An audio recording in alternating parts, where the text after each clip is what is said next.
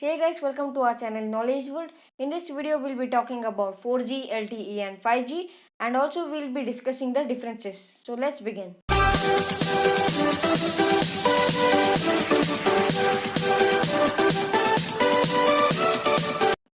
So what is 4G? 4G, which stands for fourth generation, is a specification laid down by the International Telecommunications Union in 2008.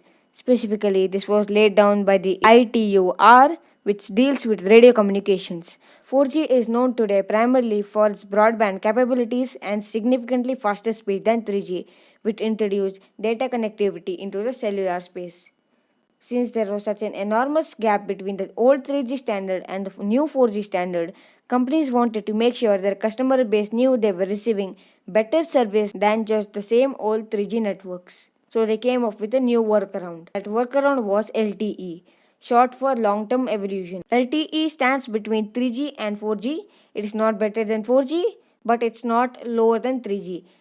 The minimum speed for LTE is 20 Mbps and the maximum is 100 Mbps. It stands between 3G and 4G. How fast is 4G? The ITU standard stipulated a minimum specification of 100 Mbps download speed, which at that time was extremely hypothetical. At that time, getting a minimum specification download speed of 100 Mbps was very difficult. At that time, the maximum download speed used to be around 20 to 30 Mbps, and then they were getting only 3G signals. In fact, carrier networks today are now just realizing these aims. Many years later, we are now getting 100 Mbps. To qualify for true 4G, your wireless network has to be able to download at a minimum of 100 Mbps. Some carriers had dubbed this 4G into 4G LTE advanced version to separate it from 4G LTE. This means that 4G LTE advanced is better than LTE or normal LTE, or you can call it as it is equal to normal 4G. The minimum speed of 4G LTE advanced is 100 Mbps and the maximum is 1000 Mbps. So indirectly 4G LTE advanced is 4G. So now let's understand what is LTE and what does it stand for. As stated previously, LTE stands for long-term evolution and is a marketing phase to signify progression towards the true 4G. So when someone says 4G LTE, they are actually talking about something weaker than true 4G but better than simple 3G.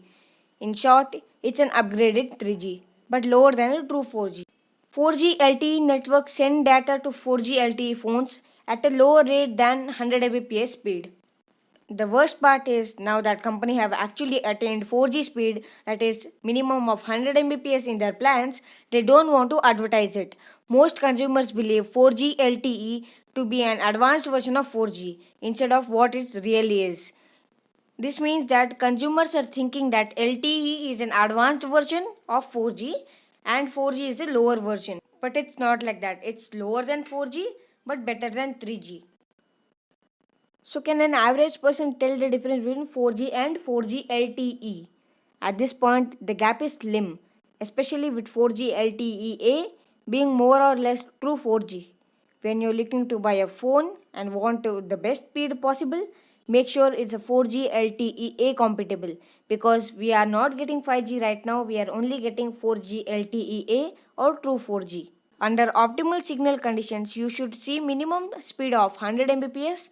This ensures you are getting true 4G. Maximum 4G speeds cap out at 1000 Mbps and 500 Mbps. So if you get anything approaching these speeds, you are on true cutting edge, even though the specs were laid a decade ago. Of course, all this assumes you have optimized 4G or LTE signals. Many areas suffer from weak 4G signals, so we can't expect the same speed everywhere. It may differ from place to place. So now that we know what is 4G and LTE, let's see what is 5G. 5G is the new standard laid out by the ITU and looks to be following a similar trajectory to what 4G did. Phone manufacturers are just now coming with 5G compatible phones, but carrier networks are nowhere near the minimum speed required for the standard. The minimum speed required for 5G is 1 Gbps, and as we said, there are just now approaching 4G specifications. The 5G rollout is likely to take over a decade and take place across all existing cellular technologies. So how fast is 5G? 5G looks to revolutionize the download speeds and will completely change the way devices stay connected. The true speed of 5G is unclear as its technology is somewhat in the air, but it should be able to download a full-length HD movie in seconds, so around nearly 1 gigabyte per second, that is 1 Gbps. However, as we've mentioned before, 5G will not replace 4G. There are too many benefits to 4G that what we won't go into here. We won't get it in 5G. So can an average person tell the difference between 4G and 5G? Since the 5G standards are being worked toward, the differences between 5G and 4G will only increase. If all you do with your mobile device is send text and call, you won't see much differences. However, if you enjoy streaming movies or communicate with your smart devices in your home, the differences can be already felt. So now that we know what is 4G, LTE and 5G, let's see the differences. So what is the difference between 5G and 4G? The difference between 5G and 4G is more than just a waveform. When it's functional, 5G could revolutionize the way we receive data and more broadly the way machines communicate, whereas the difference between 4G and 3G has kind of come and gone. 5G will be far more noticeable. Mobile hotspots may replace wireless modems in homes, and you will start seeing small cell towers over all landscape in order to provide this wireless technology. Do 3G and 5G phones work on 4G? Unfortunately, the ability to access 4G networks depend on your phone capability. So if you have a 3G phone, you won't have access to the 4G network. If you are in an area where 4G is available and you still have a 3G phone, it won't be able to access the 4G network. High-speed 5G phone will continue to use 4G networks for the future. Till 2030 to 35 is estimated. But 4G could even last longer.